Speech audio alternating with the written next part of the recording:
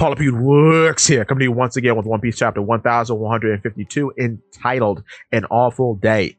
We have the 36th installment of the Yamato cover story, in which Yamato has completed the mission and has given the hat that Otama made to Kawamatsu. So that mission is complete. I do wonder what is next for our trio of Oni siblings now, because we are one entry away from being as long as the Gang Beige All My Family cover story, which was a 37 entry cover story that went from chapter 948 to chapter 994.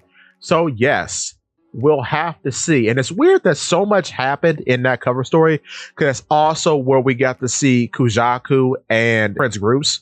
So it's really interesting that Yamato is specifically given this very, very long cover story. I do hope it ends with her getting more allies and then eventually leaving Wano, because that was what the mission was. Because, of course, like I've said many times before, Momonosuke needs to stand on his own, especially now seeing as how we have most of the Scabbards, except for I think Izo, because Izo did meet his demise in the events of the Wano arc.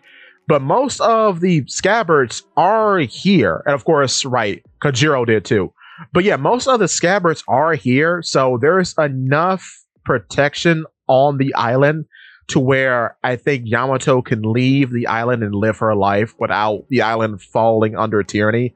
Plus you have Momonosuke, who is a giant dragon here. So I think there's enough protection on the island to grant Yamato her freedom to go and travel. Now, who will go with her is the big question, because I doubt she is good at sailing. So maybe Jack? I would say Jack, because I keep coming back to it. Jack needs to do something. The first billion berry bounty in the series needs to have some sort of plot relevance, because after the whole Zoro thing was over, he was done. He fell into obscurity. So he needs to have something. And what's funny about him is that he and Yamato are the same age. Both of them are 28. So yeah, something needs to happen with that, because I doubt Page One and Ulti are good at navigation or helming a ship. But for some reason, I don't know, I could believe that Jack might be. Maybe. We'll have to see. We'll have to see how Yamato's band grows as this cover story continues. But I do think we're going to surpass the Capone Beige one very soon. But moving on with our chapter. Big confirmation. Zoro has Conqueror's Haki, which I believe we saw quite a bit of in his fight against King. But yes, Scopper Gaban confirms it, followed by Luffy confirming it, and apparently it has been oozing off of Zoro for a while now. I don't know how that's detectable, but Luffy knew it the entire time, which is crazy. I don't know how that is, but I do find it funny that Gaban chastises Zoro that you should know these things and be more meticulous about your powers, seeing as how your captain is one of the four emperors. That's funny. That's funny. But of course, Sanji does not have it. Sanji boys, are we in the mud? Maybe. But this power of love thing is something to pay attention to. I will say that, because it was a joke, I believe, from the point of the return to Sabaody Archipelago arc, because that's the first time I believe we saw that Sanji had a lady radar. And you could really pick it up in the anime. So we'll have to see how that works out. But Loki really wants to go confront the enemy. Haruden will not set him free because, of course, Haruden still has a chip on his shoulder about Loki supposedly killing their father. However, we find out that is not true. Luffy thinks in asking him to join the crew, that would make Haruden free him. As I thought and many other people thought, and what Zoro and Sanji are thinking, well, that's impossible. Because first of all, as we've seen a little earlier in the Elbaf arc, Goldberg can carry the entirety of the Sunny. Loki is a bigger giant than Goldberg. So yes, Zoro is right. He won't fit on the ship, and he will be a detriment to the food supply because, of course, yeah, he eats more than Luffy, which makes sense because he's a giant. And because he had the same rounded belly bulge physique after eating that dinosaur way back when, I'm still of the impression that Loki has a resin fruit. I don't think he's a Zoan. I've kept saying that. I don't think he's a Zoan. I think alongside mythical Zoans, special paramecias are most likely going to be the flavor of the day moving forward. Because I've often said I think Gunko, not Emu possessing Gunko, but Gunko using the arrow fruit. I believe the arrow fruit is a special paramecia. So the arrow fruit and the thorn fruit are special paramecias. And I think those are going to be compared alongside mythical Zoans moving forward. Logias are kind of in the mud, honestly. I don't know about Logias because we haven't seen a new one since, I want to say Karasu. So yeah, I don't know, brother. Logias need something. But yeah, Luffy is pretty 10 toes down about Loki and thinks he's a chill guy. Loki will not become his underling, however, though I think that tune is going to change because at the start of the Elbaf arc, I had said that Loki most likely was going to be the co-captain of the new Giant Warrior Pirates alongside Haruden. I've done videos on that. So yes, if he wasn't the co-captain, which he most likely was not, he will become the co-captain of the new Giant Warrior Pirates by the end of this arc. Hopefully by defeating Dorian Brog in a big team attack with his brother. Also did a video on that. I think that'd be really cool. But yes, basically Haruden does not trust Loki at all, but Gabon trusts Loki and tells Haruden to release him because the tragedy of King Harold being murdered 14 years ago may not be what Haruden thinks it is. And then that's when Gabon regales us with a tale. And that tale is 14 years ago, where Jarl and Loki were visiting Harold. And it seems that Loki has a different weapon because it looks like a completely different hammer than Ragnar. And it's weird, too, just how much bigger Jarl and Loki are over regular giants. That still amazes me. But yeah, they're at Alt's castle. They're walking through because Harold had summoned them to his audience for some reason. Loki remarks that Harold is a government dog and it's kind of hard to take the whims of a government dog seriously, which is very funny and very interesting how well Loki is being characterized despite being a brand new character. But I've liked him since the very beginning. It's amazing how quickly Oda can characterize a new guy in a matter of chapters. It's amazing, which makes me even harder on characters like Jinbei because his characterization has been bumpkiss for over a decade at this point. But we're not going to talk about him today.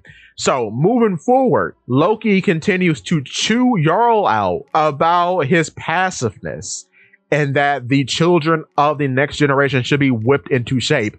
I love how much of a nationalist Loki is. He's really down for Elbaf being strong. I like that a lot. So I wonder where all this passivity from Harold is coming from. I wonder what happened. So as they approach the door to Harold's chambers, everyone is fairly uneased about Loki in the castle.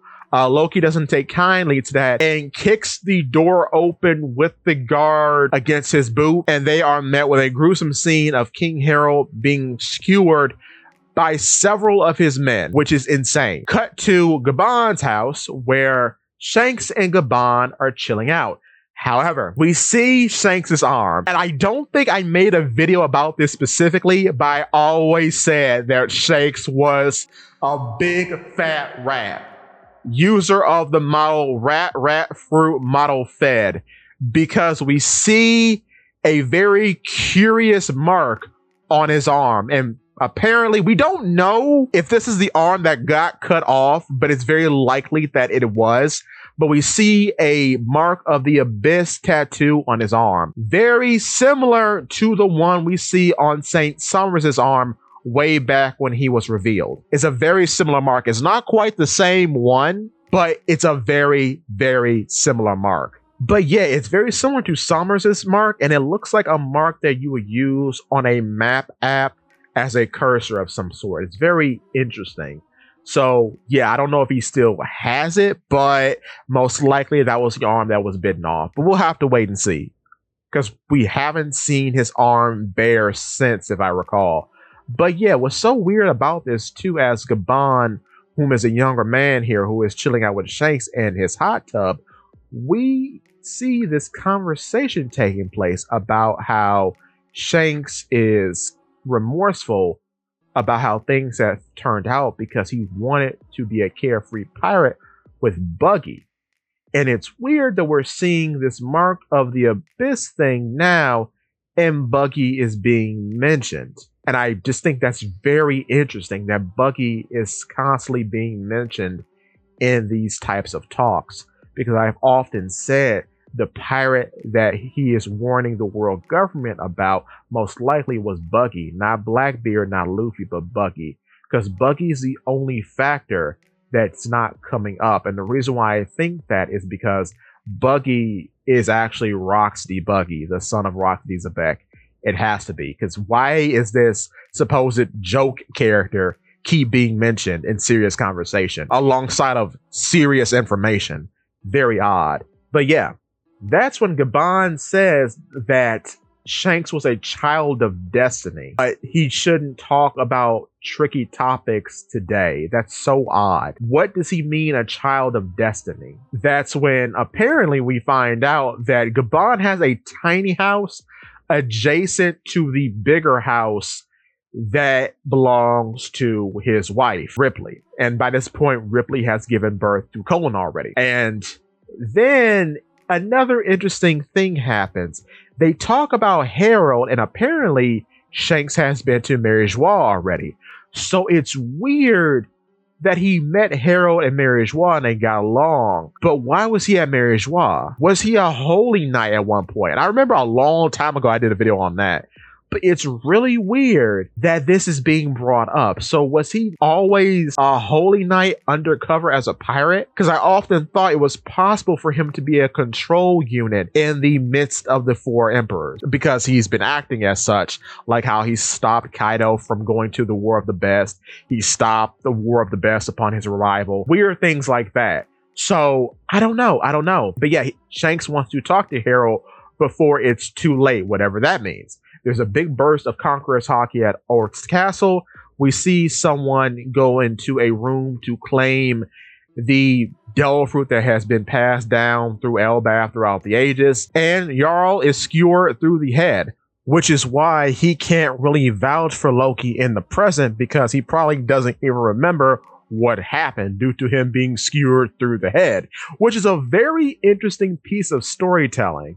Very cool. I like that a lot. But following that, we have a flashback of 109 years ago, before the present day, in which we have legend of the giant warrior pirates of Elbaf. Along these legends, we have Brock and Dory, who's often associated with these legends. But then we have King Harold, whom was actually crowned king at 45 years of age, which in human years is being 15 years old. So it's wild that he was king at 15. And apparently when he was 15, he was a big scumbag, as we see him plowing a friend of his through a human castle. That's very funny. But yeah, he was a big goon. He's a big old goon. Incredible. Fantastic. So this is interesting because he mentions a princess in this land that he's visiting. So I wonder whom were his wives. I'm so happy we're getting a flashback now, because that's going to contextualize who the mothers of Haruden and Loki are. Because I've often thought that it's very possible that Saul's sister might be a wife of Harold, and Haruden might be a D. I could strongly believe that Haruden might be a D. I could see it, because he has very kingly ambitions. So I could believe he was a D. But this is a very short chapter. A lot happens, but not a lot happens. But with that being said, there's no break next week, so that's very good. So that's all I have for you today. Give me your thoughts and tell your friends about Paula Pede.